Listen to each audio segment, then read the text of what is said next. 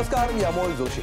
Quick hill आणि आत्मबोध wellness centre सहप्रस्तुत माझा कट्टा, powered by Chitale butter, bank of Maharashtra, चंदूकाका Saraf jewels, Barva skin therapy आणि सोनाई पशु आहार या विशेष कार्यक्रमामध्ये आपल्या सगळ्यांचं स्वागत. माणूस कशासाठी जगतो तर तो 2 वेळच्या अन्नासाठी जगतो हे आपण अनेकदा ऐकलेलं असतं. वेगवेगळी आत्मचरित्र, कथा, कादंबऱ्या, सिनेमे याच्यामधून आपण 2 वक्त की रोटी किंवा 2 वक्त का खाना हा शब्द ऐकतो. तर हे 2 वेळचं जेवण ही जशी आपली गरज आहे तसाच तो आपल्या अनेक समस्यांवरचा उपाय देखील आहे, असं एक माणूस गेल्या काही वर्षांपासून सांगत आलाय. मधुमेह असो किंवा लठ्ठपणा असो, तुम्ही 2 वेळा पोटभर जेवा, 4.5 किलोमीटर चाला आणि मग बघा किती फरक पडतो, असं हा माणूस सांगतो. आपल्यापैकी अनेकांनी हा प्रयोग करून पाहिलेला असतो. काही जणांचं त्यामुळे वजन कमी झालेलं असतं, तर काही जणांचं वजन कमी होण्याआधीच पेशन्स कमी होतात आणि त्यामुळे हे डाएट थांबलेलं असतं. पण या डाएटमुळे फरक पडलेले, फायदा झालेले अनेक जण आपल्याला भेटतही असतात. तर अशा प्रकारे लाखो लोकांच्या आरोग्यामध्ये सकारात्मक बदल घडवणारे आणि दीक्षित डाएट या संकल्पनेतले दीक्षित म्हणजेच डॉक्टर जगन्नाथ दीक्षित आज माझा कट्ट्यावर आले आहेत. सध्याच्या काळामध्ये नव्यानं उद्भवणाऱ्या आरोग्याच्या समस्या, हेल्थ आणि फिटनेसबाबत नव्यानं चर्चेत येणारे काही ट्रेंड्स आणि अर्थातच दीक्षित डाएट याविषयी पुन्हा एकदा आपण गप्पा मारणार आहोत डॉक्टर जगन्नाथ दीक्षित यांच्याशी. दीक्षित सर, माझा कट्ट्यावर तुमचं दुसऱ्यांदा स्वागत. धन्यवाद. नमस्कार डॉक्टर. 2018मध्ये आपण कट्टा केला होता आणि ज्याची खूप चर्चा त्यावेळेला झाली. खूप लोकांनी तो कट्टा बघून त्यांच्या आयुष्यामध्ये त्याचं अंमलबजावणी करण्याची त्याची प्रयत्न केले. काही जण यशस्वी झाले. आमची भारती हे ते यशस्वी झाल्याचं उदाहरण. काही जणांचे फसले ते प्रयोग, त्यातला मी. तर यामध्ये 8 वर्ष आता त्या गोष्टीला होऊन गेली. या 8 वर्षामध्ये काय बदललेलं आहे या प्रश्नाच्या अनुषंगानंही आणि तुम्ही जी ही मोहीम एक प्रकारे राबवलेली आहे त्या मोहिमेच्या बाबतीतही. म्हणजे आता या डाएटबद्दल जे सुरुवातीला आत्ताही सांगितलं अमोलने की 2 वेळा जेवा, आता ओव्हर इयर्स म्हणजे इतक्या दिवसामध्ये जो काही बदल झाला आहे की आम्ही आता खाण्याचा एक क्रम सांगायला लागलो. कारण पूर्वी असं व्हायचं की लोकांना 2 वेळा खा म्हटल्यानंतर जर अर्धा किलो गुलाबजाम सकाळ संध्याकाळ खाल्ले तर अडचण असायची. म्हणून आम्ही तर सांगितलं की तुमच्या जेवणामध्ये सुरुवातीला तुम्ही 4 बदाम, 4 अक्रोड किंवा मुठभर शेंगदाणे खा भिजवून. त्याच्यानंतर मोठी वाटीभर सॅलड खा, म्हणजे 1 काकडी टोमॅटो चिरल्यावर जेवढं होतं तेवढं खा. त्याच्यानंतर 1 वाटीभर स्प्राउट्स खा, मोडालेलं कडधान्य कच्चं किंवा शिजवून पचनशक्तीनुसार, किंवा 2 अंडी खा उकडलेली. असाच ह्या 3 पदार्थ आधी खा आणि त्यानंतर मग पोटभर तुम्हाला जे खायचं असेल ते खा, जे मिळेल ते खा. आणि डायबिटीज जर असेल किंवा प्री डायबिटीज असेल तर तुम्ही ड्रायफ्रूट्समध्ये स्वीट जे आहे चांगल्या गोड चवीचे खाऊ नका. सॅलडमध्ये गाजर बीट खाऊ नका आणि जेवताना गोड आणि फळं या 2 गोष्टी टाळा, असं आपण सांगतो. तर हा बदल आता इतक्या वर्षामध्ये घडलेला आहे. दुसरा बदल असा घडला आहे की पूर्वी लोक म्हणायचे की बा हे फॅड आहे, असं खूप लोक म्हणायचे की बा हे काय आता आल्या 6 महिन्यात जाईल. पण आता हे 10-12 वर्ष टिकून आहे आणि हे जमतं आणि करणारे लोक हे लाखोच्या घरात आहेत. म्हणजे आज आपले 43 देशामध्ये फॉलोअर्स आहेत की इतक्या ठिकाणी लोक आपल्याला फॉलो करतात आणि बरेचसे अधिकारी, बरेचसे राजकीय नेते, खूप लोक हे फॉलो करतात. त्याच्यामुळे हे आता एक असंच एकमत दिसतं लोकांचं की इट वर्क्स. आता फेल होण्याचं जे कारण तुम्ही सांगितलं किंवा आता भारतीला यश मिळालं आणि तुम्हाला, तर science is with both of you. पण if you don't do it properly you will not get benefit. एवढाच फक्त त्यातला फरक आहे, बाकी करणाऱ्याला फायदा होणार नाही. असं मला आठवतं की जेव्हा तो कट्टा झाला होता त्याच्यानंतर काही जणांनी त्याला फार गांभीर्यानं घेतलं आणि स्वतःच्या आयुष्यामध्ये ते सुरू केलं. खूप जणांनी त्याची त्यावेळेला चेष्टा केली. बरोबर. आजही लोक आहेत की जे चेष्टा करतात. पुन्हा एकदा सांगा की जर तुम्हाला वजन कमी करायचं असेल आणि जर तुम्हाला मधुमेह जे डायबिटीस असेल तर काय केलं पाहिजे, त्याच्यावर कसा कंट्रोल आणला पाहिजे. याच्यासाठी आपल्याला मूलभूत प्रश्न जो आहे की आमच्या सगळ्या समस्यांचं कारण काय, तर पँक्रियाजमधून निर्माण होणारा इन्शुलिन नावाचा जो संप्रेरक आहे याचं प्रमाण वाढलं. याला तांत्रिक भाषेमध्ये हायपर इन्शुलिनेमिया असं म्हणतात. हे जर वाढलं तर तुमचं वजन वाढतं, तुमच्या पोटात चरबी येते, तुमचं ब्लड प्रेशर वाढतं, अथेरोस्क्लेरोटिक चेंजेस वाढतात, हार्ट अटॅक येण्याची शक्यता वाढते, इन्शुलिन रेझिस्टन्स येतो, टाईप 2 डायबिटीज होतो, महिलांमध्ये PCOD, PCOS, मुलं न होणे हे गोष्टी होतात, काही कॅन्सरसुद्धा होतात. आणि या जगामध्ये सगळ्या डॉक्टरांचं याच्यावर एकमत आहे ह्याच्यात दुमत नाही की इन्शुलिन वाढणं वाईट आहे. आता हे जर इन्शुलिन वाढण्याने प्रॉब्लेम होत असतील तर उपाय एकच आहे की इन्शुलिनची लेवल कमी करा. आता इन्शुलिनची लेवल कमी कशी करायची तर याच्यासाठी कुठलं औषध नाही आहे आणि तिथे सगळी अडचण आहे. म्हणजे एखाद्या गोष्टीसाठी औषध असेल तर सगळे त्याच्यावर रिसर्च करतील, पण याच्यासाठी फक्त लाईफस्टाईल आहे की ईटिंग फ्रिक्वेन्सी कमी केली तर तुमचं इन्शुलिन लेवल कमी होते आणि इन्शुलिन लेवल कमी झाले की ह्या सगळ्या गोष्टी उलट्या होतात. वजन जातं, इन्शुलिन सेन्सिटिव्ह होता तुम्ही आणि डायबिटीज रिव्हर्ट होतो. इतकं साधं सोपं आहे. आता इन्शुलिन कमी करण्याचा जो सोपा मार्ग मी सांगितला की 2 वेळा जेवा, कारण कमी खा जास्त काय इन्शुलिन तेवढंच तयार होतं. आता याच्याबद्दल बरेच लोक विरोध करतात की नाही असं नाही, कार्बोहायड्रेट जास्त खाल्ले तर इन्शुलिन जास्त येतं, कारण 1 पोळीच्या जागी 2 पोळ्या खाल्ल्या तर याच्यामध्ये विल्यमने एक टेक्स्टबुक लिहिलं डायबेटॉलॉजिस्टसाठी. त्यांनी असा प्रयोग केला की 20% कॅलरीज त्यांनी ब्रेकफास्टला दिल्या, 40% लंचला दिल्या, 40% डिनरला दिल्या आणि इन्शुलिन किती तयार होतं बघितलं. म्हणजे हे काय डॉक्टर दीक्षित म्हणत नाही, डॉक्टर विल्यम्स ज्यांनी टेक्स्टबुक लिहिलं डायबेटॉलॉजिस्टसाठी. आणि त्यांनी त्याच्यातलं फाइंडिंग सांगितलं की we found that insulin secretion was more or less the same. म्हणजे कॅलरीज डबल करून सुद्धा इन्शुलिन सिक्रिशन सारखं होतं असं नाही म्हटलं, तरी लोक ऐकत नाहीत. म्हणजे कमी खा जास्त खा इन्शुलिन तेवढं तयार होतं असं जर असेल तर तुम्ही जो चमचाभर साखर घालून चहा पिता किंवा तुम्ही 1 सफरचंद खाता किंवा 2 पोळ्या आणि भाजी खाता यांनी जर सारखंच इन्शुलिन तयार होत असेल तर तुम्हाला 2 वेळा जेवणं महत्त्वाचं आहे. आणि त्या जेवणात तुम्ही वाटलं तर चहा पण प्या, सफरचंद पण खा, काही हरकत नाही. पण 2 वेळा खाल्लं तर 2 वेळा इन्शुलिन तयार होईल. इन्शुलिनची लेवल कमी झाली की सगळे फायदे तुम्हाला दिसतात. नाही पण म्हणजे ज्या वेळेला म्हणजे ही पद्धत दीक्षित डाएट जेव्हा रूढ होत होतं त्याच वेळेला महाराष्ट्रातच काही जण आणि भारतभरामध्ये सांगत होते लोक की हे अघोरी आहे, तुम्ही स्वतःच्या शरीराला त्रास देताय, यातना देताय, तुम्हाला खाण्याची जेव्हा इच्छा होती तेव्हा खा आणि दर थोड्या फ्रिक्वेन्सीनं काहीतरी खात राहा. आणि असेही लोक आहेत की जे म्हणत होते की त्याच्यामुळे त्यांना फायदा झाला. प्रत्येक गोष्टीमध्ये आपलं साजूक तूप घालून खा, त्याच्याहीमुळं फायदा होतो असं सांगणारे लोक होते किंवा आहेत. तर ते आणि हे इतकं परस्पर विरोधी आहे. तर मग त्याच्यामुळं जे कन्फ्युजन आहे ते सर्वसामान्य आमच्यासारख्यांचं होतं. आता मला असं आठवतं की माझा इंटरव्ह्यू झाल्यानंतर बहुतेक महिनाभराने तुम्ही अशा एका व्यक्तीचा इंटरव्ह्यू घेतला होता की जे वारंवार खायला सांगतात आणि मला खूप छान वाटलं. तुम्ही पहिलाच प्रश्न विचारला होता की दीक्षित सर असं म्हणतात की वारंवार खाल्ल्याने इन्शुलिन तयार होतं वारंवार आणि मग तुम्हाला वजन वाढतं, डायबिटीज होऊ शकतो. तर त्या उत्तरांमध्ये कुठेही इन्शुलिन हा शब्द आलेला मी बघितला नाही. म्हणजे माझं म्हणणं काय की कमीच जर खाल्लं तुम्ही, म्हणजे तुम्ही 10 वेळा खाल्लं पण कॅलरीज खूप कमी केल्या तर वजन तुमचं कमी होण्याची शक्यता आहे, म्हणजे किंवा वजन वाढणार नाही, असा फायदा होऊ शकेल लोकांना. पण इन्शुलिन वारंवार सिक्रेट होण्यामुळे येणारा इन्शुलिन रेझिस्टन्स आणि डायबिटीज खराब होणार याच्यात काही बात नाही. आणि दुसरी गोष्ट अशी आहे की विश्वास कशावर ठेवायचा हा प्रश्न येतो शेवटी. कारण आता तर मी एक हे बघितलं पॉडकास्ट, त्याच्यामध्ये आलू पराठे खाऊन डायबिटीज रिव्हर्ट करा असंच म्हणणारा माणूस आहे आणि ते मला पाठवतात लोक की ह्याच्यावर तुमचं मत काय. म्हटलं मी कशावर मत देऊ. म्हटलं तुम्ही खाऊन बघा 3 महिने आणि झाला रिव्हर्ट तर मला सांगा ना. तर म्हणजे कोणी काही, आता कोणी म्हणतं इथे क्लिप लावा हाताला, 35 रुपयाची क्लिप लावा आणि तुमचं शुगर कमी होईल. आता एका माणसासाठी 35 रुपये आहेत पण 12 कोटी डायबिटिक आहेत, त्यातले 1 कोटीने घेतलं तर 35 कोटी आहेत ते. त्यामुळे असे सांगणारे खूप लोक आहेत. म्हणून मी नेहमी म्हणत असतो की सांगणाऱ्या माणसाचं क्रेडेन्शियल बघा ना, की त्याच्याकडे काही डिग्री आहे का, तो कुठे काही शिकवतो का, प्राध्यापक आहे का, त्याचं काय क्वालिफिकेशन आहे. आणि दुसरं महत्त्वाचं की तो असं म्हणतोय का की माझ्याकडे या, म्हणजे हे सगळं सांगितल्यानंतर तुम्हाला सल्ला माझ्याकडे या मग पैसे द्या, किंवा अशा पद्धतीने व्हेस्टेड इंटरेस्ट काही आहे का. आणि असं जर नसेल तर सांगणारा माणूस, मी हे सांगतोय की माझ्यावर विश्वास ठेवायची गरज नाही, अनुभवावर विश्वास ठेवा आणि अनुभवासाठी प्रयोग करा. आता अजून काय तुम्हाला पाहिजे.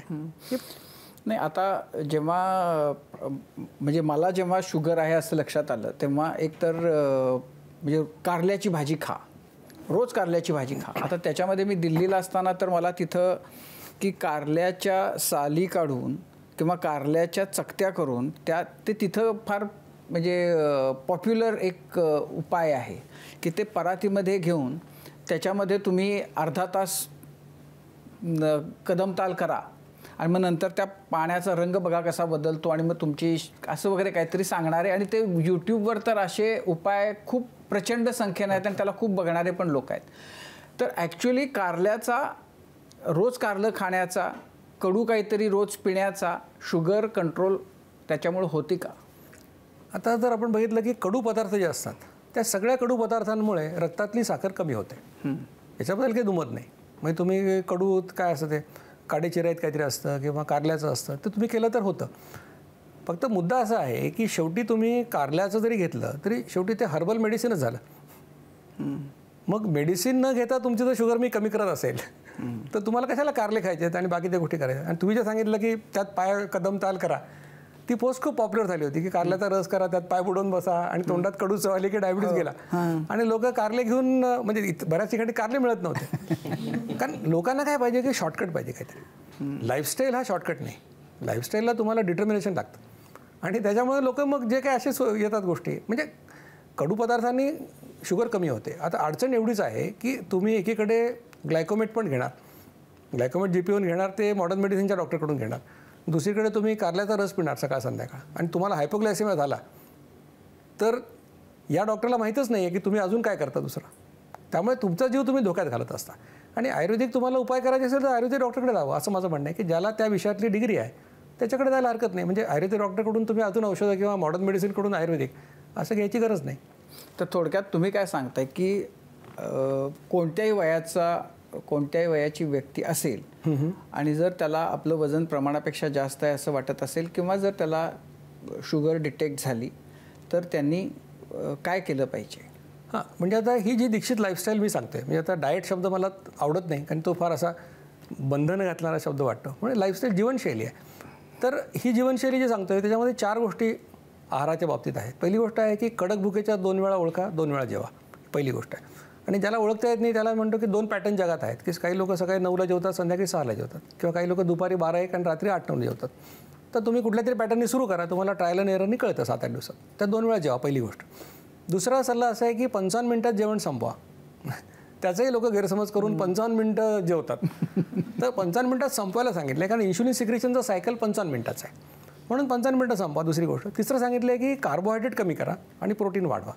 आता ते कसं करायचं, मी जो क्रम सांगितला तो क्रम फॉलो केला तर आपोआप कार्बोहायड्रेट कमी होतात, प्रोटीन वाढतात. आणि चौथी गोष्ट महत्त्वाची सांगितली आहे की डायबेटिक नसाल तरीसुद्धा गोड जेवढं कमी खाल तेवढं आरोग्यासाठी चांगलं आहे.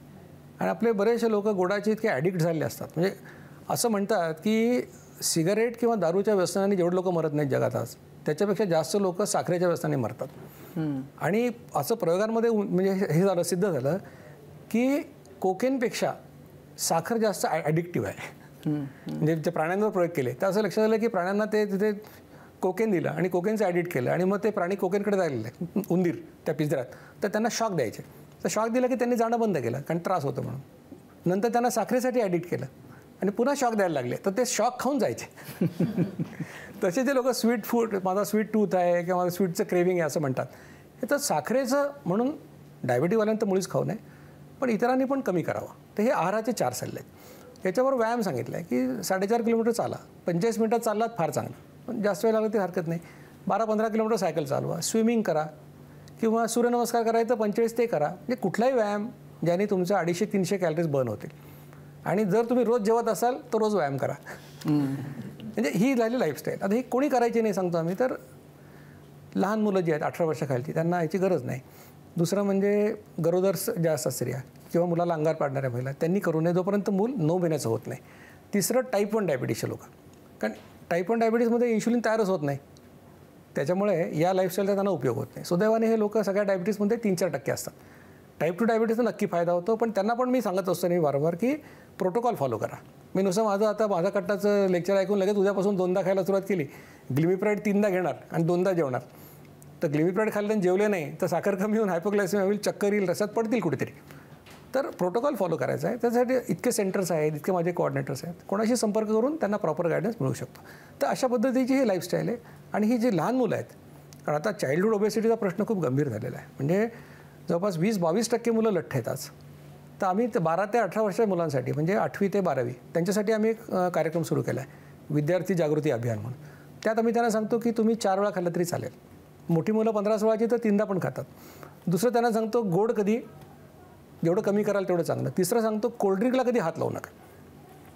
दुर्दैवाने आमच्या समाजामध्ये आपण बघतो की मोठमोठे हिरो, क्रिकेटचे लोक, याच्यात काहीतरी काय कुछ तुफानी करते वगैरे वगैरे जे आपण बघतो सगळं. तर आपण लोकांना विष विकतो ॲक्च्युली. म्हणजे 100 मिलीलिटर कोल्ड्रिंकला 11 ग्रॅम साखर आहे आणि 500 मिलीलिटर कोल्ड्रिंक प्यायला 10 मिनटं पण लागत नाही. आणि मुलं कोल्ड्रिंक पितात. लहान मुलं आज डबल कॅफिन असलेली शाळांच्या बाहेर तुम्हाला ते हे दिसतील, म्हणजे प्यायचं पाणी नसेल कदाचित, पण एक कोल्ड्रिंकच्या बाटल्या तुम्हाला दिसतील. तर हे त्यांना सांगतो आम्ही. आणि चौथं सांगतो महत्त्वाचं, की मोबाईलवर फुटबॉल खेळणं बंद करा आणि ग्राउंडवर जाऊन तासभर खेळा. तर हे आम्ही मुलांसाठी सुरू केलं आहे, पण ते दोनदा नाही जेवू शकत. तर अशा पद्धतीची ही लाईफस्टाईल आहे, ही जर केली तर 4 फायदे होतात. एक म्हणजे वजन कमी होतं. आणि मी जे काही आता सांगतो आहे सगळं, याच्यासाठी सगळ्याबद्दल रिसर्च पेपर मी प्रकाशित केले आहेत. म्हणजे 2018 मी तुमच्याकडे आलो तेव्हा मग काही लोकांनी मला प्रश्न विचारला किती लोकांना फायदा झाला. तेव्हा मी एक मॉडेस्ट अंदाज सांगितला होता की मग काही इतक्या लोकांना झाला असेल. ते म्हणाले फारच कमी हा आकडा. मी म्हटलं मी प्राध्यापक आहे, मी खोटं बोलू शकत नाही. पण आज मी सांगू शकतो की 13 रिसर्च पेपर ह्याच्यावर प्रकाशित झालेत. आणि आता मी असं सांगू शकतो की ही लाईफस्टाईल केली तर तुमचं वजन 6 महिन्यामध्ये 6.5 किलो कमी होईल सरासरी. रेंज आहे 3 ते 45 किलोची. पोट कमी होईल, 1.5 इंच पोट कमी होईल सरासरी. 1 ते 4 इंच रेंज आहे. HbA1c म्हणजे 3 महिन्याचा ॲव्हरेज ब्लड ग्लुकोज कमी होईल आणि फास्टिंग इन्शुलिन कमी होईल. आता ह्या 4 गोष्टी जर कुठल्याही लाईफस्टाईलने घडल्या तर जगातला कुठलाही डॉक्टर असं म्हणू शकत नाही की आरोग्यासाठी वाईट आहे. त्याच्यामुळे ह्या गोष्टी जर घडत असतील तर माझं म्हणणं की प्रयोग करून बघा. 100 वर्ष आयुष्यातले 3 महिने मला द्या, उद्या सगळे पॅरामीटर बघा, 3 महिने कारण परत बघा. खरंच कमी झालं, मी म्हणतो ते खरंच ठरलं तर स्वतःच्या अनुभवावर विश्वास ठेवा आणि याला लाईफस्टाईल बनवा, असं मी सांगतो.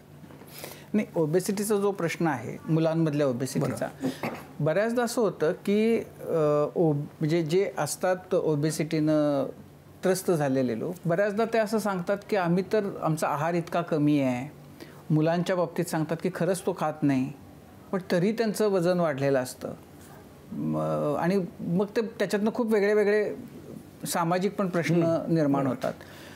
त्याच्यामागं काय कारण आहे आणि त्याला कंट्रोल करणं शक्य आहे का या उपायाने?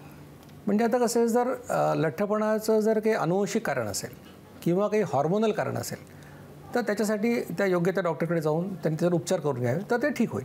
पण मुळामध्ये त्याच्यावर उपचार आहेत का? म्हणजे ज्यांच्याकडं आहे अनुवंशिक समजा, तर त्यांना ते कमी करता येणं शक्य आहे? अनुवंशिकवर फार काही करता येईल असं नाही आहे, पण हॉर्मोनलसाठी नक्कीच करता येऊ शकेल. आणि जेनेटिक फार कमी असतात, म्हणजे हॉर्मोनलवर नक्की करता येईल. पण मेजॉरिटी मुलं लठ्ठ कशामुळे आहेत? जास्त खाणे आणि ते खर्च न करणे याच्यामुळेच आहेत.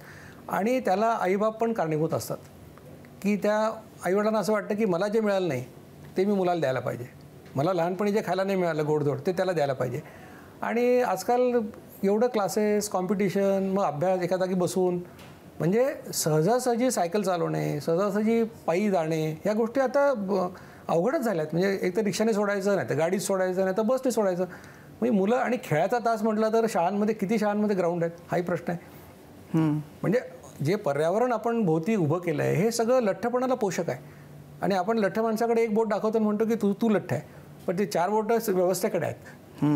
की ऑफिसमध्ये मी म्हणतो की कॅन्टीन आहे, त्याच्यामुळे तुम्हाला सगळं मिळतं, पण तिथे जिम नाही आहे. एखादा माणूस म्हणाला की 12 ते 1 मी लंच टाईम आहे, पण मी घरून जेवून येतो, मला 1 तास आहे, तर मी त्या ट्रेडमिलवर 5 किलोमीटर चालेल ना त्या वेळात. पण तशी व्यवस्थाच नाही तुमच्याकडे. मग ही व्यवस्था जोपर्यंत बदलत नाही तोपर्यंत हे, जसं लहान मुलांचं म्हटलं मी, मोठ्यांचा तोच प्रश्न आहे. पण आपण जेव्हा म्हणजे तुम्ही गोडाला शत्रू नंबर 1 करून टाकलेला आहे, तर ते जर रोज दिवसातनं 3 वेळा असेल तर तो मोठा शत्रू आहे का आठवड्यातनं एखाद्या वेळेला चालू शकतं? म्हणजे नॉन डायबेटिक माणसाला काही प्रॉब्लेम नाही आहे. त्यांनी गोड खायचं तर जेवणाच्या सुरुवातीला खावं. जेव्हा मी नट्स खायला सांगितले त्यावेळेला त्यांनी फ्रुट्स पण आपल्याकडे तर आता अशी पद्धत आहे की ते पाश्चात्य आपण घेतलं की जेवण झाल्यावर आपण स्वीट डिश असते आपली. बरोबर. नाही, आपल्याकडे आलेले अनेक प्रश्न पाश्चात्यांकडून आलेले आहेत. म्हणजे मुळामध्ये आपल्याकडे चहा जेव्हा नव्हता तेव्हा लोक 2दा जेवत होते. म्हणजे ब्रिटिशांनी मी असं ऐकलं की 250-300 वर्षापूर्वी चहा आणून फुकट वाटला चौकात. आणि त्यांना भारतीय मनोवृत्ती माहिती होती की हे फुकट दिलं तर विष पण खातील. मग लोकांनी 2-2 कप आपल्या पूर्वजांनी पिला असेल तेव्हा फुकट म्हणून. आज आम्ही 600 रुपये किलो तोच चहा घेतोय. तर चहा नव्हता तर बिस्किट नव्हती, खारी नव्हती, टोस्ट नव्हते, काहीच नव्हते. आता या सगळ्या गोष्टी, त्याच्यामुळे जसं जसं पाश्चात्य प्रभाव, आता डेझर्ट जे आहे आपल्याकडे, स्वीट डिश म्हणजे मेन कोर्स असायचा ना. पुरणपोळी असली तर मेन कोर्स आहे, आंब्याचा रस असला तर मेन कोर्स आहे. तो कधी तसा शेवटी खाण्याचा विषय नव्हता. हे नंतर सगळं आलेलं आहे. आणि अवेलेबिलिटी ऑफ फूड झालं आहे, लोकांकडे पैसे पण आले आहेत, त्याच्यामुळे पण झालं ते. पण त्यामुळे तुम्ही म्हटलात की ज्यांना नाही त्यांनी खावं, सुरुवातीला खावं जेवणाच्या. आणि ज्यांना आहे त्यांनी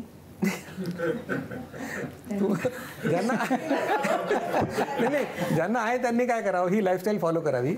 6-7 महिन्यात नॉन डायबेटिक व्हावं आणि मग खावं थोडं. तुम्ही काहीतरी जरा जे आहेत त्यांना दिलासा देणारं आणखीन काहीतरी सांगा ना, की आठवड्यातून एखाद्या वेळेला चालेल. माझं म्हणणं काय की तुम्ही आठवड्यातून एकदा खा. शेवटी स्वीट क्रेविंग जे आहे हे सगळं तुमच्या मनातली गोष्ट, म्हणजे तुझा विचार करता म्हणून आहे ते. जेव्हा स्टेक्स इन्व्हॉल्ड असतात जास्त, म्हणजे जेव्हा माझ्याकडे आता माझ्या जंगली महाराज रोड सेंटरला समजा कोणी आला आणि त्याचा HbA1c 13 आहे आणि वय आहे 28 वर्ष, त्यावेळेला तो माणूस असा असतो आणि तो अगदी त्याला स्वीट क्रेविंग असतं, सगळं काय काय असतं. त्यावेळेला तो म्हणतो की डॉक्टर काही पण सांगा, मी करायला तयार. तेव्हा त्याच्या डोक्यात गोडबीडचा काही विचार येत नाही. पण जेव्हा तो 6च्या खाली जातो 4 महिन्यांनी, तेव्हा तो हळूच विचारतो डॉक्टर आता काही रिलॅक्सेशन थोडंसं, पण त्यावेळेला द्यायला हरकत नाही थोडं. पण अगदी सुरुवातीला जेव्हा तुमचा अनकंट्रोल डायबिटीस आहे त्यावेळेला अनकंट्रोल कधी मानायचं डायबिटीस? आता कसं आहे की वयोमानानुसार पण आपण असं म्हणूया की 8च्या पुढे HbA1c असेल तर त्याला अनकंट्रोल डायबिटीस म्हणायला पाहिजे. 7च्या खाली असेल तर चांगला कंट्रोल असं म्हणता येईल आपल्याला. नाही, पण समजा 7 ते 8च्या मध्ये असेल ग्रे एरियामध्ये तर त्यांनी आठवड्यात नाही एखाद्या. आता कसं एखादा माणूस 60च्या पुढे असेल आणि त्याचं 7 ते 8 असेल तर हरकत नाही. अच्छा, पण तो यंग असेल तर 7 ते 8 पण नको, 7च्या खाली असलेलं बरं. पण आत्ता तुम्ही मगाशी ते चहाचं उदाहरण आणि त्यावेळेला, पण ज्या वेळेला चहा नव्हता, जेव्हा बिस्किटं नव्हती, जेव्हा खारी नव्हती, त्यावेळेला लोकांना म्हणजे डायबिटीस माहिती नसेल, पण होत तर असेलच ना. नाही, पण कारण त्यावेळेला असं आहे की आपलं म्हणजे आपल्या सांस्कृतिकदृष्ट्या आज गोड हा आपल्याकडं इतके सणवार आणि प्रत्येक सणवाराला इतकं गोडधोड हे आपल्याकडे परंपरेनं आलेलं आहे चालत. आता ही जी परंपरा आपण म्हणतो आहे ही परंपरा मला वाटतं 200-300 वर्षाची असू शकेल. कारण आपण जर गोष्टींमध्ये वाचलं तर राजाला मुलगा झाला म्हणून हत्तीवरून साखर वाटली असं आपण वाचलेलं आहे. म्हणजे साखर इतकं किती अपूर्व होतं, आता ती रेशनवर मिळते. म्हणजे हा जो फरक पडला आहे, म्हणजे आपण लहान असताना सुद्धा मला आठवतं की करंजी केव्हा खायला मिळायची? दिवाळीतच मिळायची. आज करंजी तुम्हाला रोज मिळू शकते. तर म्हणून आपण ते म्हणतो की सणवार जरी असले त्या सणवारामध्ये कुठले पदार्थ व्हायचे, कधी त्याच्यामध्ये सुधारस असेल, कधी केळीचं शिकरण असेल, कधी बासुंदी असेल, हे पदार्थ आणि सणवार म्हटलं महिन्यातून किंवा श्रावण महिन्यात थोडे जास्त सण असतील, परंतु ते मेन कोर्सच असायचे. आणि त्याच्यामुळे हे जे प्रॉब्लेम आता आपल्याला दिसतात हे रोजच्या रोजच गोष्टी आहेत अवेलेबल. आणि पूर्वीच्या काळाचा व्यायाम, पूर्वीच्या काळी नुसतं तुम्हाला शाळेत जायचं असेल कोणाला तर 3-4 किलोमीटर चालावं लागायचं, त्याचं कोणाला कौतुकही वाटत नसेल. आज म्हणजे 4 किलोमीटर चालत जातो असं सांगतील. तेव्हा तर काय 8-10 किलोमीटर सायकल चालवणं कॉमन गोष्ट होती. आता एकीकडे एक्झरसाईज नाही आणि दुसरीकडे खाणं, याच्यामुळे सगळा प्रॉब्लेम आहे. दीक्षित सर, जेव्हा 2018ला तुम्ही आला होता तेव्हा ह्या अशा पद्धतीचं डाएट आणि ती लाईफस्टाईल खूप नवीन होती. मात्र आता जेव्हा 5-6 वर्ष 7-8 वर्ष उलटून गेली आहेत तेव्हा एक नवीन प्रकार आला आहे, तो म्हणजे इंटरमिटंट फास्टिंग. आणि आपण सांगितलं की म्हणतात आम्ही दीक्षित डाएट नाही, आम्ही इंटरमिटंट फास्टिंग करतो. आणि मग ते त्यांना वेगळ्या डायटिशियनने सांगितलेले असतात आणि मग ते आम्ही 16 तास सलग उपास करतो वगैरे. तर हा म्हणजे तुम्ही जी लाईफस्टाईल सांगता आणि हे जे इंटरमिटंट फास्टिंग आहे, आमच्या कट्ट्यावरही एक अभिनेते आले होते, त्यांनी सांगितलं की मी इंटरमिटंट फास्टिंग करतो आणि मग मध्ये फक्त तूप पितो आणि असं. तर हे जे सगळे नवीन नवीन प्रकार येतात डाएटचे, ते कसं म्हणजे लोकांसमोर मोठे प्रश्न असतात की अरे करायचं तर आहे पण करायचं काय नक्की? म्हणजे मला तर कधी कधी असं वाटतं की काही लोकांना डॉक्टर जेसन फंग जास्त जवळचा वाटतो, डॉक्टर जगन्नाथ दीक्षित तेवढा यांचं नाव घेतलं तर कसं आपण आंतरराष्ट्रीय काहीतरी नाव घ्यायला पाहिजे. आता इंटरमिटंट फास्टिंग मी एक मध्ये व्हिडिओ केला आमच्या चॅनलसाठी की intermittent fasting is a bad way of doing Dixit diet. याचं कारण असं आहे इंटरमिटंट फास्टिंगमध्ये काय एम्फसिस कशावर आहे की खायचं किती तासामध्ये आणि उपास किती तास करायचा. त्यामुळे 8 तास, तर 2 पॅटर्न आहे त्याच्यामध्ये. एक पॅटर्न असं आहे की 5 दिवस खा, 2 दिवस फास्टिंग करा. आता हे फार कमी लोक करतात. कॉमन काय की तुम्ही सांगितल्याप्रमाणे 8 तासमध्ये खायचं आणि 16 तास उपास करायचा. 16 आणि 8 तास कॉमन ते आहे. आता 8 तासामध्ये जर तुम्ही खायला परवानगी म्हणून जर 6 वेळा खाल्लं तर तुम्ही इन्शुलिन 6 वेळा तयार करताय आणि इन्शुलिन वाढल्यामुळे होणार दुष्परिणाम तुम्हाला होतील त्याच्यात. दुसरी गोष्ट काय याच्यामध्ये चुकीचं असं आहे की समजा माझ्या भुकेची वेळ 11 वाजता आहे आणि मला टाईम टेबल माझं 12 आणि 8 आहे, तर मी भूक असून खायचं नाही किंवा भूक नसताना खायचं, हे दोन्ही फिजिओलॉजिकल नाही आहे, शरीरशास्त्राच्या दृष्टीने बरोबर नाही आहे. म्हणून मी असं म्हटलं की intermittent fasting is a bad way of doing Dixit diet. आणि जर तुम्ही इंटरमिटंट फास्टिंगच करत असाल आणि 2दाच जेवत असाल तर तुम्ही दीक्षित डाएटच करताय. इंडियन मेडिकल असोसिएशन मध्ये चर्चेत आलेलं होतं आणि तुमच्या काही पॅटर्न्समधल्या काही गोष्टींना त्यांनी प्रश्न उपस्थित केलेले होते की हे मेडिकली प्रूव्हन नाही आहे. तर ते इंडियन मेडिकल असोसिएशनचे तुमच्या डाएट पॅटर्नमधल्या नेमक्या कुठल्या गोष्टींना आक्षेप होते आणि पुढे काय झालं त्याचं? म्हणजे मला वाटतं तुम्ही विकिपीडियावरची माहिती वाचून, आता जुनी माहिती झाली आणि अनफॉर्च्युनेटली विकिपीडियाचं ती कंटेंट आम्ही दुरुस्त करू शकत नाही आहे. अच्छा. म्हणजे त्यावेळेला त्यांनी असं म्हटलं की हार्मफुल ॲडवाईस आहे डायबिटीजसाठी, हा ॲडवाईस हार्मफुल. तर हार्मफुल म्हणजे का की हायपोग्लायसिमिया हा कन्सर्न आहे. आणि हायपोग्लायसिमिया झाला ही आम्ही गुड न्यूज समजतो. का गुड न्यूज समजतो? की लाईफस्टाईल इज वर्किंग. एखादा मेडिसिन पण घेतो तर मेडिसिन आता डायबिटीसच्या कुठल्याही पेशंटला जो औषधं घेतो त्याला हायपोग्लायसिमियासाठी तयार राहायला पाहिजे. म्हणजे लोक सांगतात की नाही तुम्ही असं केलं तुम्हाला हायपोग्लायसिमिया होण्याचा धोका आहे. तर मी उदाहरण देत असतो, म्हणजे थोडं गमतीशीर उदाहरण आहे की मग कोणी लग्न केलेलं नवरा बायको तुमच्याकडे आले आणि तुमचा आशीर्वाद घेतला, तुम्ही असं म्हणता का की तुम्हाला मुलं व्हायचा धोका आहे म्हणून? तुम्ही त्यांना म्हणता तुम्हाला मुलं व्हायची अपेक्षा आहे, कारण तुमचं लग्न त्यासाठी तुम्ही केलेलं ना. मग हायपोग्लायसिमिया होणारच की तुम्हाला. तुम्ही गोळ्या घेता, आता गोळ्या घेताना लाईफस्टाईलही करता. तर हायपोग्लायसिमियाचं एज्युकेशन पेशंटला द्यायला हवं. हार्मफुल ॲडवाईस नाही आहे. आपण लोकांना हायपोग्लायसिमिया सांगत नाही म्हणून प्रॉब्लेम आहे.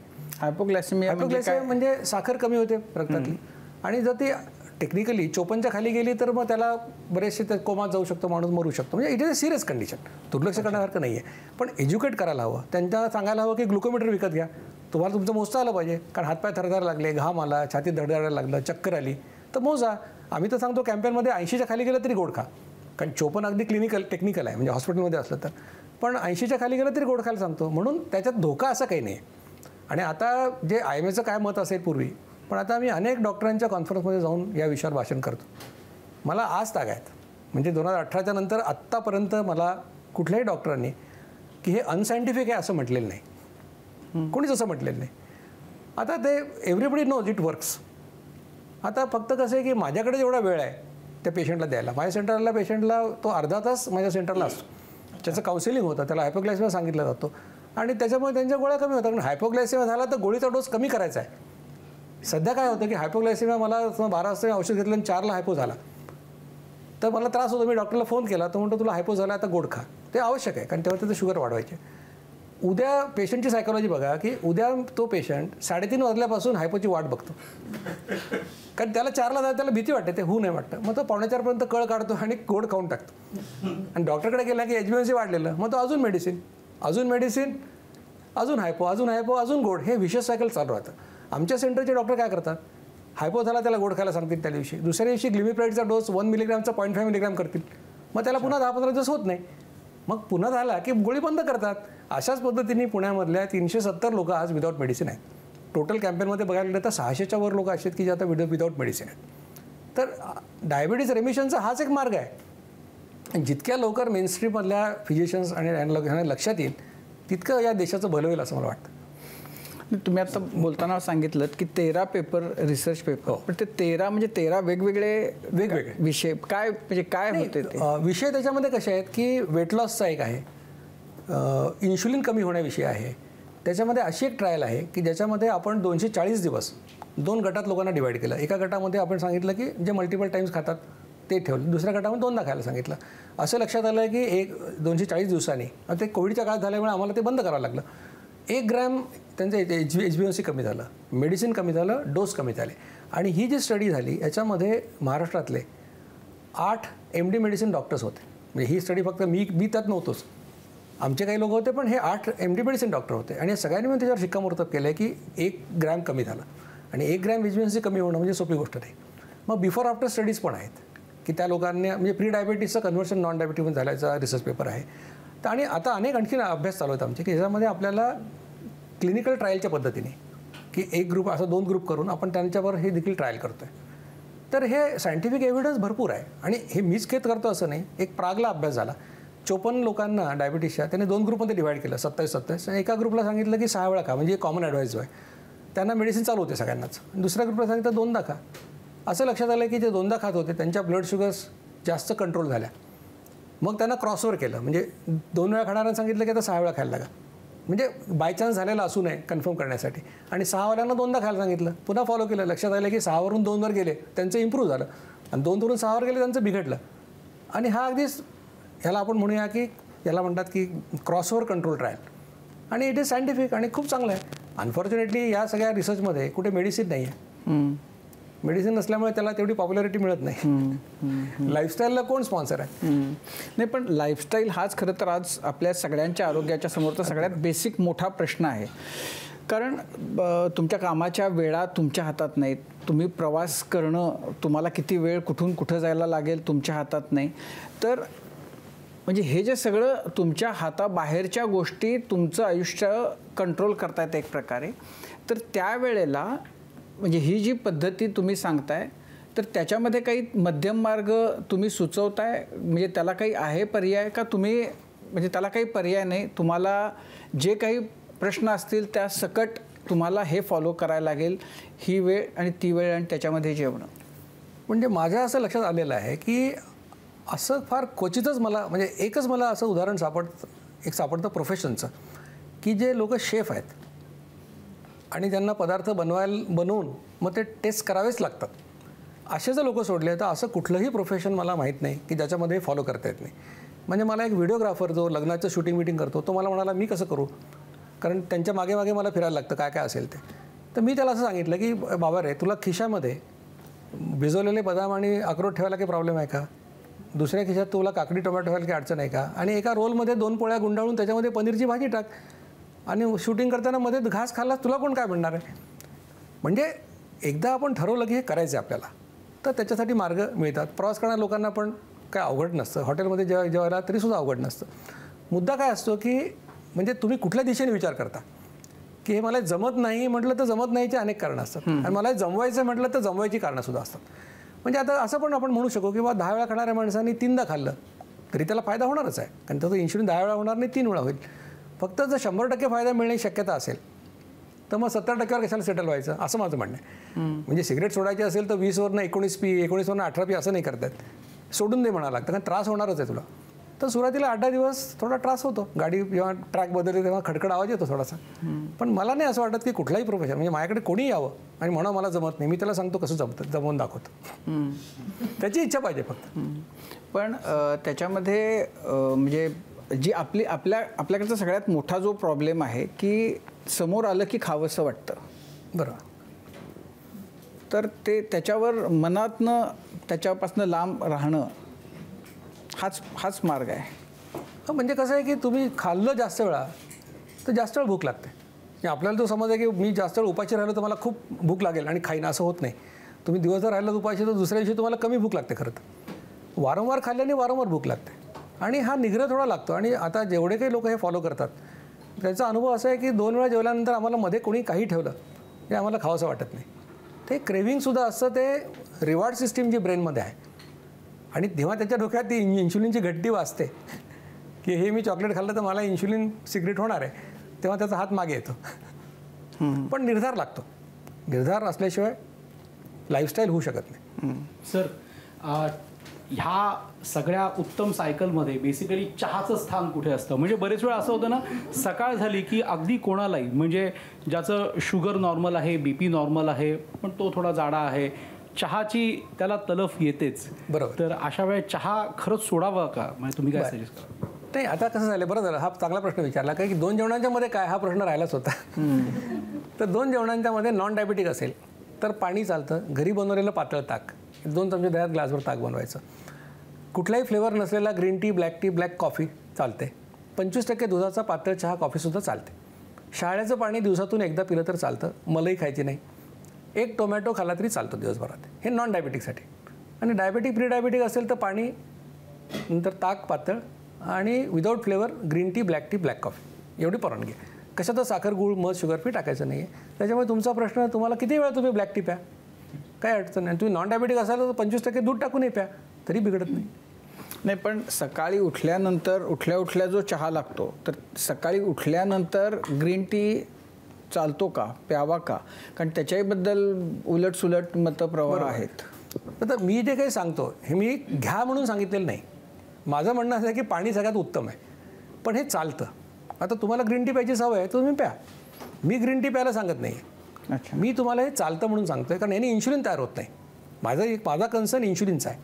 आणि तुम्हाला ग्रीन टी आवडत असेल आणि तुम्ही पिऊ शकता, असं नाही. पण ग्रीन टीच कशाला? मी म्हणतो की म्हणजे ब्लॅक टी, तर ब्लॅक टीनं सुद्धा इन्शुलिन होतं. ते ब्लॅक टीने नाही होत. म्हणजे आम्ही जे प्रयोग केले व्हॉलंटियर्सवर त्यात लक्षात आलं की बा ब्लॅक टी म्हणजे कुठलाही म्हणजे सकाळी उठल्यानंतर दूध घालून चहा पिण्याच्या ऐवजी जर ब्लॅक टी प्याला तर त्याचा, जर तुम्हाला शुगर असेल तरी सुद्धा नुकसान नाही आहे. नाही, नुकसान नाही आहे. इन्शुलिन निर्माण होत नाही, त्यामुळे तुम्हाला नुकसान नाही आहे. आणि ब्लॅक चहाचा तसा दुष्परिणाम फार नाही आहे काहीच. म्हणजे मागे मी जेव्हा लेख लिहायचो तेव्हा मी चहा कसा चांगला आहे याच्यावर एक लेख लिहिला होता. आणि मी असं म्हटलं होतं की दुसऱ्या वेळेला मी चहा कसा वाईट आहे याच्यावर एक लेख लिहीन. दुर्दैवाने मला चहा वाईट का आहे ह्याच्याविषयी पुरेशी माहितीच मिळाली नाही.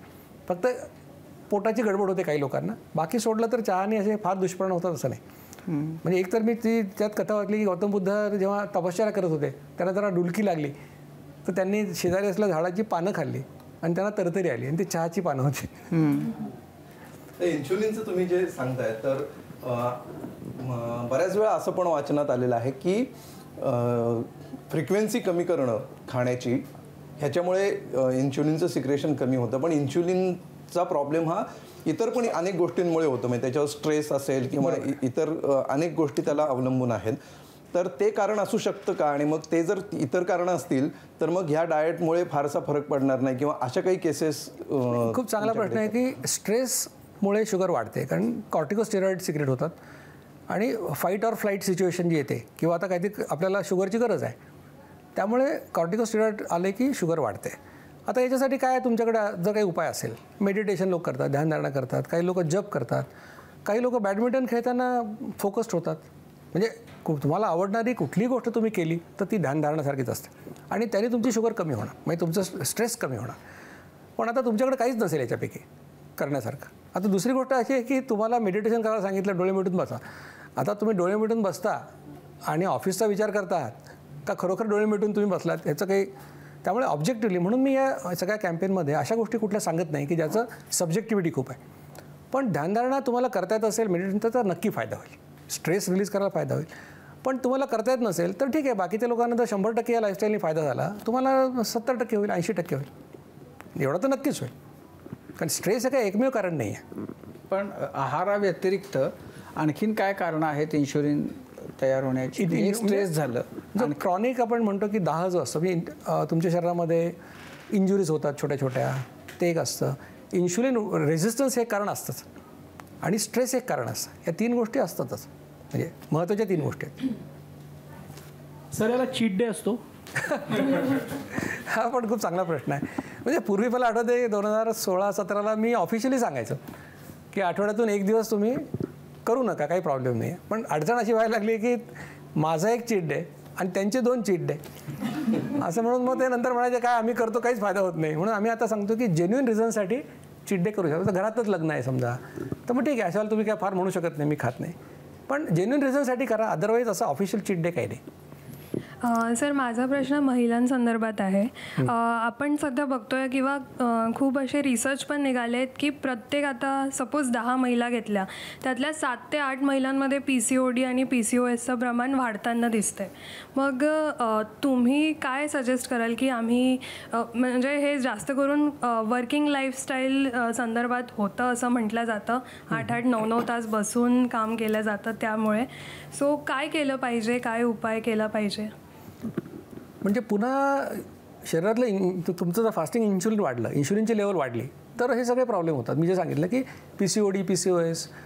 आता IVF सेंटर्स तुम्ही जर बघितलं तर पुण्यामध्ये समजा 30 वर्षापूर्वी जर 10 असतील तर आज ती मल्टिपल वाढलेली आहेत.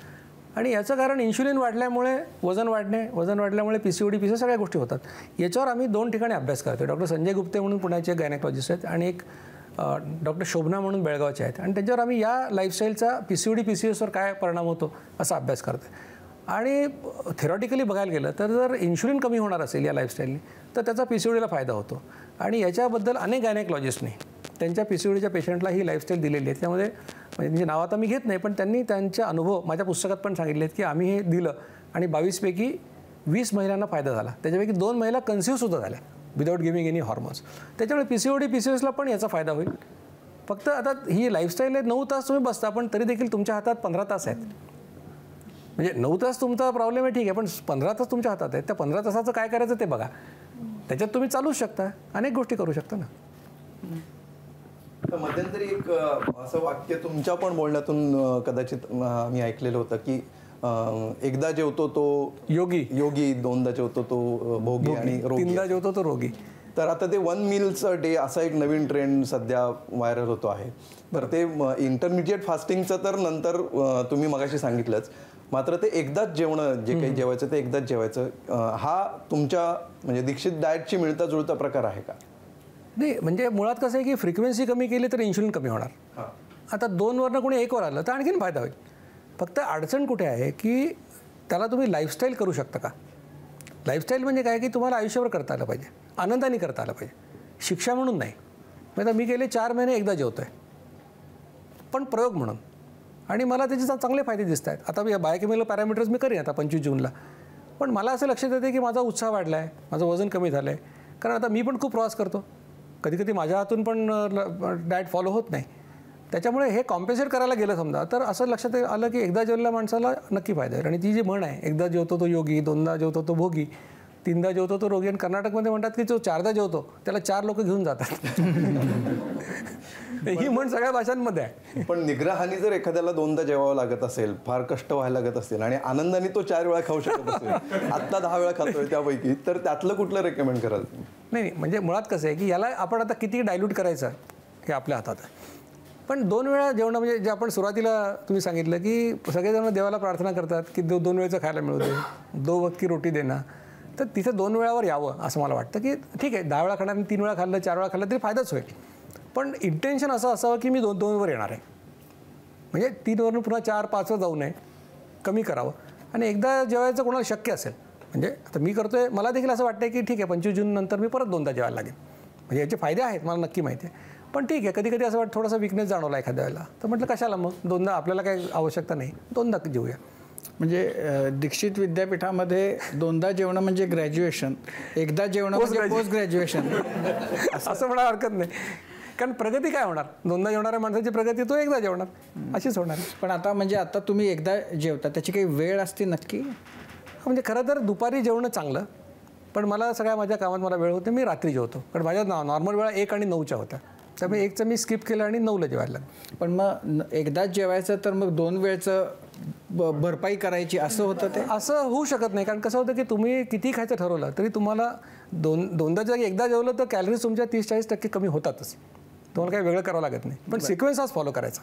पण मग आता हे तुम्ही म्हणजे एकदा जेवणं म्हणजे पोस्ट ग्रॅज्युएशन, तर तुमचं याच्या पुढची पायरी 2 दिवसातनं एकदा जेवा असं तुम्ही सांगणार नाही आहात? नाही, मी एकदा जेव्हा असं पण कोणाला सांगत नाही, मी स्वतः प्रयोग करतो असं सांगते. पण एकदा जेवण्याचा फायदा होईल असं मला वाटतं की 2 दिवस जेवण्यापेक्षा एकदा जेवणाचा जास्त फायदा होऊ शकेल. कदाचित ज्या लोकांना डायबिटीज झाला आत्ता आणि ते आता डेस्परेटली त्यांना HbA1c 10, 12, 13 काहीतरी आहे, आणि त्यांनी जर हा प्रयोग केला तर मला वाटतं 2-3 महिन्यात त्यांचं HbA1c 7च्या खाली जाईल. मग त्यांनी 2दा जेवा पुन्हा. म्हणजे जिथे कुठे अगदी इमर्जन्सी आपल्याला काय करायचं असेल ट्रीटमेंट, त्याला 1 meal a day करू शकत असतील. पण इतका थेट संबंध तुम्ही जोडता की म्हणजे HbA1c 10-12चा एकदा जेवला तर तू इतका खाली येईल असं तुम्हाला विश्वास आहे? म्हणजे मी तुम्हाला अनेक केसेस दाखवू शकेन. म्हणजे मी तर सगळ्या MD डॉक्टर्सना म्हणतो की माझ्याकडे सगळा डेटा तुम्हाला द्यायला तयार आहे. म्हणजे मी जे सांगतोय ते तुम्ही बघा स्वतः की हे होतंय, हे घडतंय. आणि जर तुम्ही करू शकत नसाल तर मी करतोय तर ते बघा तर खरी. तर एका महिन्यामध्ये 2.5 पॉईंट HbA1c कमी झाल्याची उदाहरणं आहेत. माझ्याकडे 16.7चा पेशंट होता, हायेस्ट मी बघितलेला आत्तापर्यंत. 4 महिन्यात तो 6च्या खाली गेला. आणि या सगळ्या लोकांचे रेकॉर्ड्स माझ्याकडे. पण तो 16वाला 6वर गेला, तो काय 2दा जेवणाने? 2दा जेवण्याने. म्हणजे अशी अनेक उदाहरणं आहेत की ज्यांना HbA1c 10च्या पुढे, तर माझ्याकडे खूप लोक आहेत की जे 6.5-7च्या खाली पटापट जातात. काय होतं की HbA1c कसं असतं, 3 महिन्याचं असतं ॲव्हरेज, त्यातला 1 महिन्याचा पिरियड जो असतो इफेक्ट तो 50% असतो, आणि 25% इफेक्ट हा मागच्या 2 महिन्याचा असतो.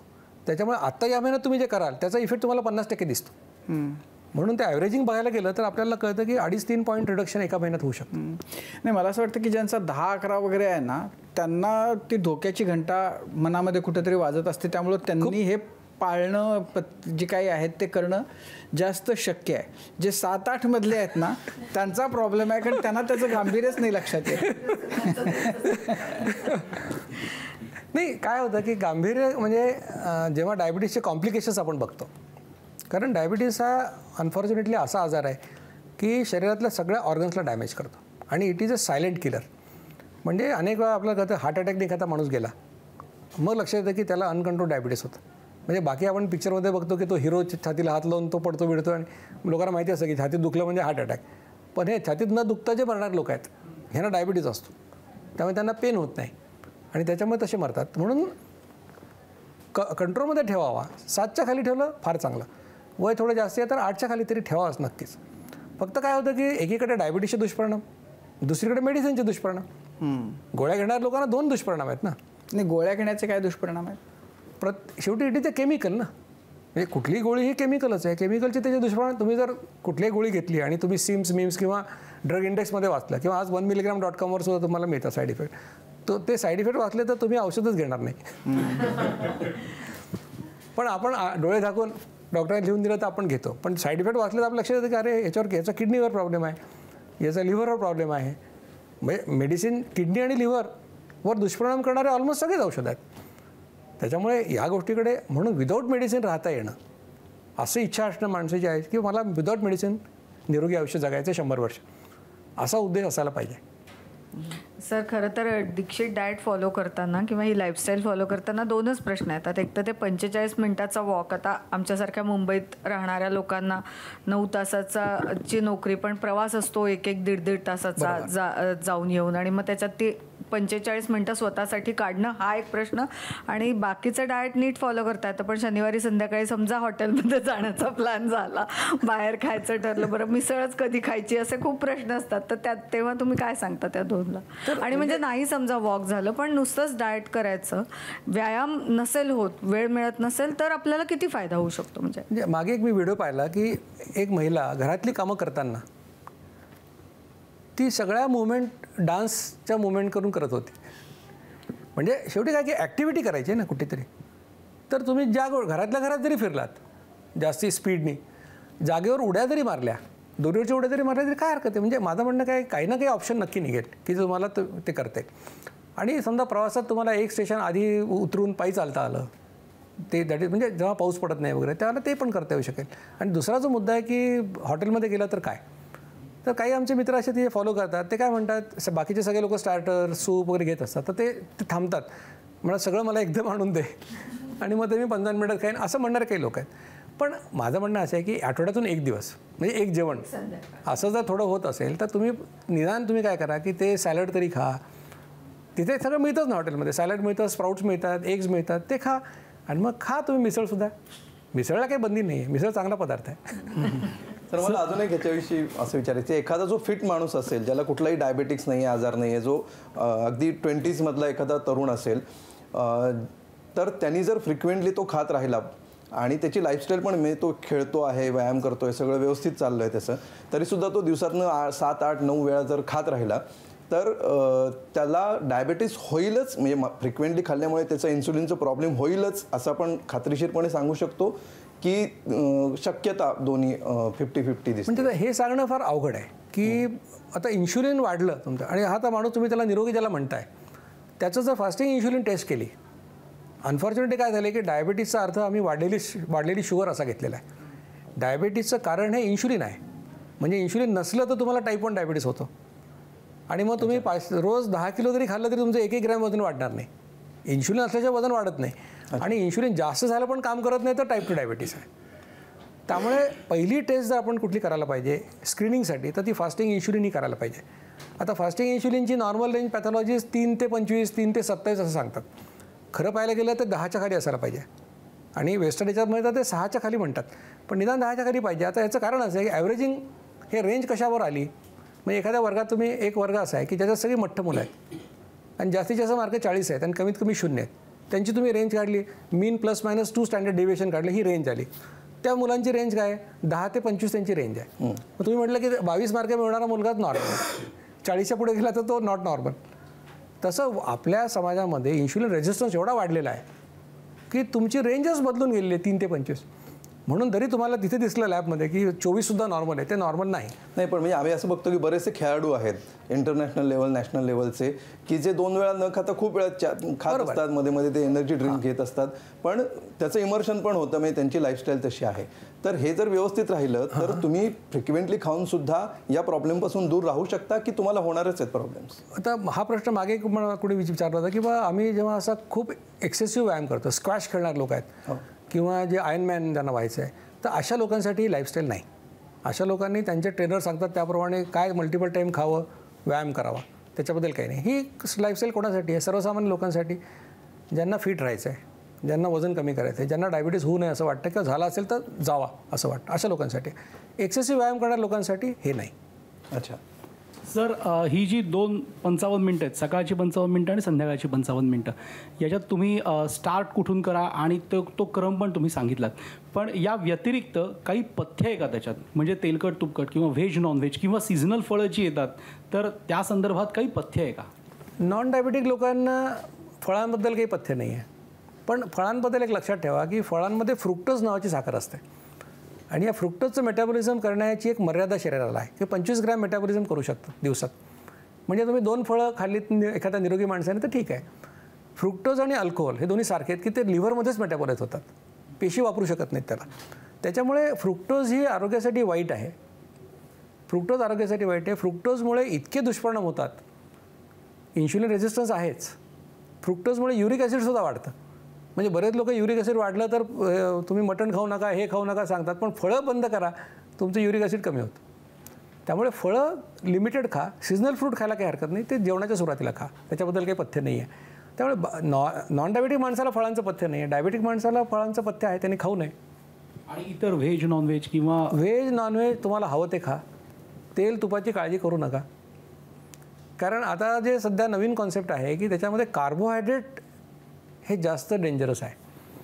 इसेन्शियल प्रोटीन्स आहेत, इसेन्शियल फॅट्स आहेत, पण इसेन्शियल कार्बोहायड्रेट्स नाही आहेत. म्हणजे सायंटिफिक याच्यामध्ये इसेन्शियल म्हणजे हे घ्यायलाच पाहिजे असं कार्बोहायड्रेट कुठलंच नाही आहे.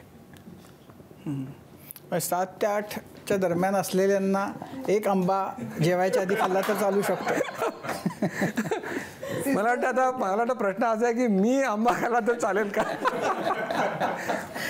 तर मी तेच सांगेन पुन्हा एकदा, म्हणजे तुम्ही किती आडवळाने प्रश्न विचारला तरी माझं उत्तर तेच आहे की तुम्ही आधी तुमच्या गोळ्या बंद करा, HbA1c 7च्या खाली आणा, मग तुम्हाला आंबा खायला परवानगी देता येईल. डॉक्टर, तुम्ही आता खूप प्रवास करता, खूप फिरता. सर्वसाधारणपणानं जेव्हा तुमचं व्याख्यान होतं, लोकांचे प्रश्न येतात, मोस्ट कॉमन प्रश्न काय असतात लोकांचे? मोस्ट कॉमन प्रश्न असतो की एक जो कोणी आता विचारला की चहाचं काय. सकाळचा चहा लोकांच्या एवढ्या जीवाभावाचा प्रश्न आहे की चहा नाही तर लोकांना वाटतं आपण आता जिवंत राहणारच नाही. तो एक प्रश्न असतो मत. दुसरा प्रश्न असतो ब्रेकफास्टबद्दल, किंवा आम्ही तर असं ऐकलं आहे, आमचे डॉक्टर असं म्हणतात की ब्रेकफास्ट हे मॅन्डेटरी आहे, नाही केलं तुम्हाला हार्ट अटॅक येईल, अमुक होईल. हे 2 प्रश्न. आणि औषधं कशी घ्यायचे की लाईफस्टाईल करताना हा एक प्रश्न असतो. हे 2-3 काही कॉमन प्रश्न असतात. तर काही लोक म्हणतात आम्हाला थकवा येईल का 2दा जेवण. तर त्या प्रत्येक प्रश्नाचं उत्तर की थकव्याचा विषय असा आहे की ज्याचं वजन 70 किलो, त्याच्या शरीरात 13 किलो चरबी आहे. 13 किलो चरबी म्हणजे 1,20,000 कॅलरीचा स्टॉक त्याच्याकडे आहे आणि दिवसाला आम्हाला 2,000 कॅलरीज लागतात. त्याच्यात मी सांगत होतो की 60 दिवस काही खाल्लं नाही, नुसतं पाणी पिलं तरी मरणार नाही, हे मी डॉक्टर म्हणून बॉन्ड पेपरवर लिहून द्यायला तयार आहे. त्यात थकवा बिकवा काय तो सायकोलॉजिकल असतो, पाणी पिरत जातो. औषधं कशी घ्यायची, तर थायरॉईडचं जे औषध असतं महिलांना, बऱ्याच महिलांना आहे प्रॉब्लेम, ते उपाशीपोटी घ्यायचं असतं. ते तसंच घेतलं तरी या लाईफस्टाईलला काही अडचण नाही आहे. बाकीचे मेडिसिन दिवसात एकदा किंवा 2दाच असतात. नाही तर 55 मिनिटाचे 2 स्लॉट आहेत आणि तुम्हाला उपाशीपोटी घ्यायचं असेल तर जेवणाच्या सुरुवातीला घ्या, नंतर खायचं असेल त्या 55 मिनिटात जेवण झाल्यावर घ्या. आणि इमर्जन्सीमध्ये ॲडमिटच झालात आणि तुम्हाला 10 वेळा काही औषध घ्यायची वेळ आली तर ते 4 दिवस करू नका लाईफस्टाईल. जीवनापेक्षा कुठली जीवनशैली मोठी नाही. त्याच्यामुळे ते करा तुम्ही आणि त्याच्यानंतर व्यवस्थित झाल्यानंतर परत करा, हे एक सांग. आणि बाकी जे म्हटलं की बा चहाचं काय करायचं, तर चहाच्या लोकांना जी किक मिळते ती चहापेक्षा जास्त साखरेची असते. मी जे म्हटलं की साखरेचं ॲडिक्शन असतं, मग 8 दिवस तुम्हाला त्रास होणार बिन साखरेचा चहा पिल्यावर. नाही, बिन साखरेचा का बिन दूध आणि साखरेचा? नाही, बिन दूध म्हणजे दुधाचा तेवढा त्रास नाही. म्हणजे नॉन डायबेटिकला तर आपण त्याला अलाउच केलं आहे दूध टाकून, 25% दूध टाकलेला चहा आपण अलाउ केला आहे. साखरेची किक असते, म्हणजे त्याला साखर ती डोक्यात गेलं की ते ब्रेनला जे रिवॉर्ड मिळतं की छान झालं काहीतरी आता, तर त्याच्यामुळे लोक पितात. आणि मी त्यांना सांगत असतो की 8 दिवस तुम्ही जर बिनसाखरेचा चहा पिला तर 9व्या दिवशी साखरेचा चहा आवडत नाही. हे अनेक लोकांमध्ये बघितलं आहे मी, म्हणून म्हटलं की हे जगन्नाथाचं व्रत आहे. हे 8 दिवस करा, 9व्या दिवसापासून तुमची मुक्तता होईल. म्हणजे ज्याला तुम्ही जीवनामरणाचा प्रश्न समजताय तो 8 दिवसाच्या निर्धाराचा प्रश्न आहे. पण इतक्या वर्षांमध्ये तुम्हाला ते जी 55 मिनटं आहेत तर ते 55 जरा जास्त आहे असं वाटत नाही? म्हणजे 55चं 45 मध्ये वगैरे असं सांगून. हां, आता हा कसं आहे की खूप लोक मला प्रश्न हा आकडा कुठून आला 55. आता माझे मेंटर डॉक्टर जिस्कार ते 65 मिनटं सांगायचे. आता पुस्तकामध्ये वाचल्यानंतर लक्षात असं आहे की इन्शुलिन सिक्रेट होताना पहिला पीक 10 मिनिटाला येतो, दुसरा पीक 55 मिनिटाला येतो आणि मग 3.5 तासात ते बेसलाईनला जातं. आता कुठलाही पदार्थ शरीरात निर्माण होतो तेव्हा रॉ मटेरियल लागतं आणि एकदा ते निर्माण झाल्यानंतर परत करायचं असेल तर रॉ मटेरियल गोळा करायला लागतं. आणि आपण जर बघितलं की व्हॅक्सिन तुम्हाला द्यायचं असेल, एखादा कुठली लस आपण लहान मुलांना देतो, 2 लसींचा डोस आहे समजा, तर असं करता येत नाही की एक लस आज दिली आणि उद्या लगेच दुसरी दिली. त्याला मध्ये जो पिरियड द्यावा लागतो एक, तर असा पिरियड हा सगळ्या प्रोसेसमध्ये असतो. तर हा 55 मिनिटाला पीक येत असल्यामुळे ते जेव्हा खाली जायला लागतं तेव्हा तुम्ही परत त्याला स्टिम्युलेट केलं तर दुसरा पीक येतो.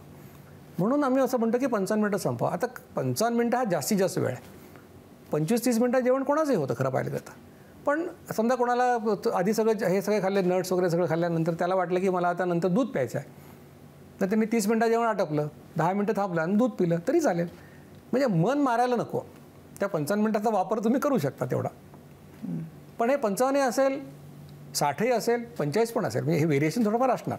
पण एक 55 मिनिटं आपण सरासरी म्हटलं तर उपास हा एक महत्त्वाचा विषय आपल्याकडे बऱ्याच जुन्या काळापासून चर्चेला जातो. उपास किंवा उपोषण किंवा तर हे काय नेमकं तंत्र आहे की किंवा किती दिवस उपास करणं चांगलं आहे, किती दिवसानंतर ते हानिकारक ठरू शकतं आणि त्याचे काय फायदे तोटे होतात? म्हणजे याच्यामध्ये आपल्याला 2 ह्याच्यात वर्गवारी करायला लागेल की डायबेटिक आणि नॉन डायबेटिक. तर ऑटोफॅजी नावाची जी संकल्पना आहे, जसे नोबेल पुरस्कार मिळाला जपानी शास्त्रज्ञाला 2016 त्याने असं म्हटलं की उपाशी राहिला तर चांगल्या पेशी कॅन्सर पेशीला खातात. हो, ऑटोफॅजीची कन्सेप्ट ही आहे. पण आता ऑटोफॅजी कधी सुरू होते? ठीक आहे, 8 तास उपास करून होत नाही. असं म्हणतात की 32 तासापेक्षा जास्त, 36 तासापेक्षा जास्त तुम्ही जर फास्टिंग केलं तर ऑटोफॅजी सुरू होते. म्हणून बरेच लोक सांगतात की तुम्ही 4-5 महिन्यातून एकदा 72 तासाचं फास्टिंग करा, म्हणजे पाणी वगैरे प्या किंवा हे जे ब्लॅक टी वगैरे हे घ्या, पण खाऊ नका काही, असं सांगणारे लोक आहेत. आता आपल्याकडे जी काही पद्धत आहे की आठवड्यातून 1 दिवस उपास करायचा, कोणी लोक सोमवार करतात, कोणी गुरुवार करतात, ही चांगली गोष्ट आहे. निरोगी माणसासाठी उपास करणं ही चांगली गोष्ट आहे. डायबिटीसच्या माणसांनी फक्त करताना डॉक्टरांचा सल्ला घ्यावा की तो खाणार नाही आणि औषध घेईल तर त्याला त्रास होईल. म्हणून बाकी फास्टिंगचा फायदाच होणार आहे, खाण्यापेक्षा न खाण्याचे फायदे जास्त आहेत. नाही, पण ज्याला गोळ्या सुरू आहेत त्या माणसानं ज्या दिवशी उपास आहे त्या दिवशी गोळ्या नाहीत घेतल्या आणि उपास केला तर हे कसं आहे की म्हणजे माझा कट्टावर हे उत्तर देणं हे मला संयुक्तिक वाटत नाही, यासाठी कारण ते लोक असं गृहीत धरतील की असंच असतं. पण माझा सल्ला असा आहे की ज्या डॉक्टरांनी तुम्हाला औषध दिलं आहे त्या डॉक्टरांकडे जाऊन तुम्ही सल्ला घ्या. कदाचित ते असंही म्हणतील की तुम्ही बाबा 500 मिलीग्रामची गोळी घेता तर 250ची घ्या, असं पण सांगू शकतील. कदाचित असं सांगतील की तुम्ही त्यावेळेला निदान दूध तरी घ्या. कारण बरेच लोक आपल्याकडे फास्टिंग हा शब्द फार म्हणजे ज्याला उपास म्हणतात तसा नसतोच तो. आषाढी एकादशी आता येतीच आहे, पण दुप्पट खाशीच आहे ना ती. पण उपासाचे पदार्थ जे आहेत, उपासाच्या दिवशी जे खाल्ले जाणारे पदार्थ आहेत त्या पदार्थांमुळं किती इन्शुलिन होतं? ते कार्बोहायड्रेट्सचा भडीमार असलेले पदार्थ आहेत सगळे. भगर असो, साबुदाणा असो, तुमचं बटाट्याचा चिप्स असो, रताळ्याचे काप असो, कुठलाही पदार्थ बघा त्याच्यामध्ये कार्बोहायड्रेट्सच आहे नुसतं. आणि ते खाण्याची फ्रिक्वेन्सी पण राजगिराचे लाडू खा, काही म्हणजे सगळ्या गोष्टींमध्ये तुम्हाला इन्शुलिन तयारच होणार वारंवार, आणि ते गोड पण पदार्थ आहेत. त्यामुळे उपास, खरा उपास काय की तोंडात काही घालायचं, पाणी प्यायचं फक्त, तो उपास असा केला तर नक्कीच फायदा होईल. हे तुम्ही 72 तासांचा आत्ता जे उल्लेख केलात, आम्ही बघतो की बरेच लोक जे एका जागेवर बसून उपोषण करणारे आहेत त्यांना पण 3ऱ्या-4थ्या दिवशी प्रॉब्लेम आला सुरुवात होते, सलाईन लावावं लागतं किंवा अनेक ठिकाणी उचलतात. तर अशा नॉर्मल लाईफस्टाईलमध्ये जो नॉन डायबेटिक मनुष्य असेल त्याला तुम्ही काय रेकमेंड कराल की कधीपर्यंत उपास करावा किंवा तो खरंच 72 तास करू शकतो का, करावा का तेवढा त्यांनी, की कसं? पहिली गोष्ट अशी आहे की कुठलेही एकदम अतिरेक करू नका. म्हणजे तुम्ही आत्तापर्यंत आयुष्यात कधी 12 तास पण उपास केलेला नाही तर एकदम तुम्ही 72 तासाचा विचार करूच नका. तुम्ही एकदा लंच घेतलं तर दुसऱ्या दिवशी लंच घेतो असा प्रयोग करा. तुमच्या लक्षात येईल जमतं आहे आपल्याला. मग काय करा की दुसरं लंच पण स्किप करायचा प्रयत्न करा. गरज पडली तर डिनर करा, म्हणजे 36 तास होईल. असं करत करत 72 तास फास्टिंग करणं हे सेफ आहे. त्यात काही फार तुम्हाला गरज पडत नाही. त्याच्यानंतर मात्र करायचं असेल तर तुम्हाला इलेक्ट्रोलाइटचा बॅलन्स बघायला लागेल, तुम्हाला हायड्रेशन बघायला लागेल, त्या गोष्टी पण त्यामुळे एक्सपर्टच्या गायडन्सखाली 72 तासानंतर तेव्हा करावं. बाकी नॉर्मल माणूस 72 तासापर्यंत असे सगळे प्रयोग करून म्हणजे स्वतःला तसं ट्रेन करून नक्की करू शकतो. डॉक्टर, तुमचे 2 सहकारी आहेत तर आहेत डॉक्टर सापडलेले, तर तुम्हाला काही विचारायचं आहे त्यांना? मी 2017 पासून करतोय. त्यावेळेला जवळजवळ 100च्या आसपास गेलं होतं वजन माझं. आणि 6 महिन्यात मी माझ्या उंचीप्रमाणे वजन गाठलं होतं. आणि त्यावेळेला जी सक्सेस स्टोरी आमच्या बालगंधर्वमध्ये हे झालं होतं, तिथे मध्ये आलं होतं. लग्नाचा कोट मला झाला होता जो 6 महिन्यानंतर हे झाला होता. अरुणची सक्सेस स्टोरी खूप लोकप्रिय झाली होती त्यावेळेला. तर त्याच्यामुळे आणि सरांची बरेच लेक्चर ऐकले आहेत आणि प्रत्येक वेळेला नवीन नवीन काहीतरी शिकायला होतं. आज पण बरंच काय काय मिळालं आहे. मी नंतर चर्चा करीन सरांची. त्यामुळे तसे काही प्रश्न नाही आहेत आणि बऱ्याच प्रश्नांची उत्तरं पण मिळतात सरांशी बोललं की.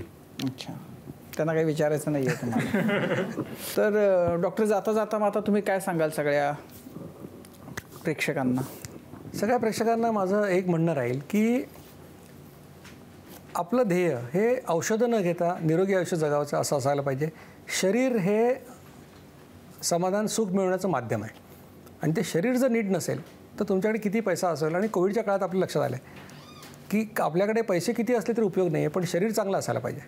आणि तुमच्या आयुष्यातले आत्ताचे सगळे प्रश्न बरेचसे, ब्लड प्रेशर असो, लठ्ठपणा असो, डायबिटीज असो, हे सगळे बिघडलेले जीवनशैलीमुळे झालेले आजार आहेत. आणि एकदा तुम्हाला कळलं की ह्याचं कारण बिघडलेली जीवनशैली आहे, तर याचं उत्तर जीवनशैली सुधारणे एवढंच असू शकतं, दुसरं कुठलं असू शकत नाही. आणि म्हणून तुम्ही या दीक्षित जीवनशैलीचा अंगीकार करा.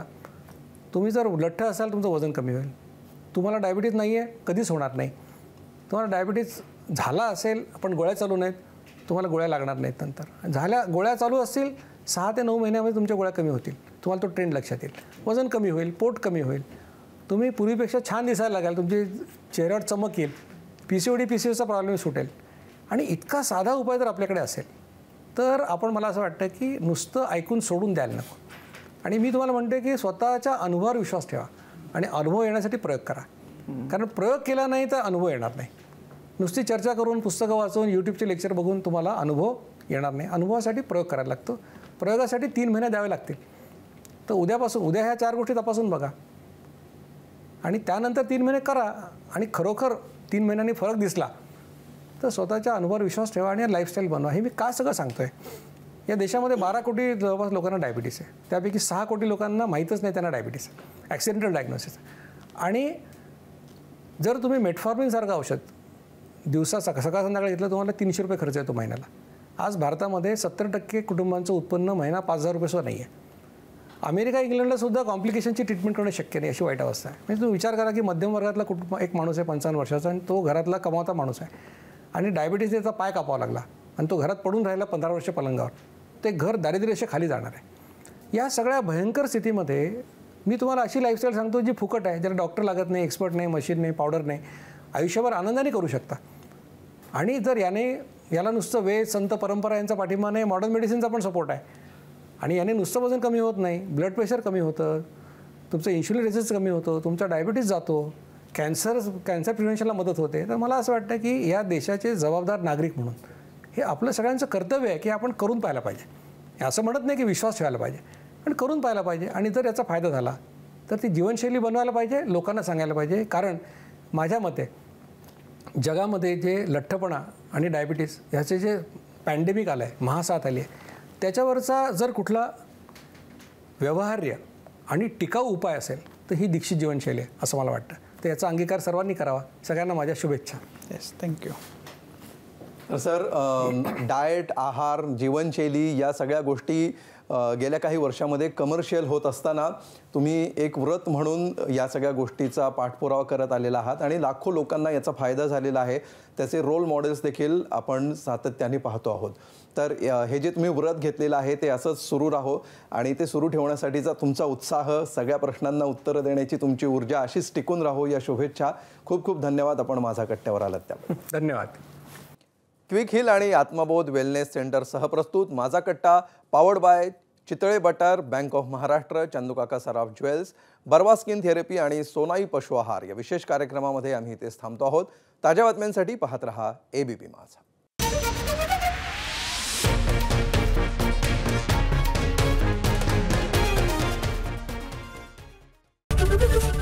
ABP माझा, उघडा डोळे बघा नीट.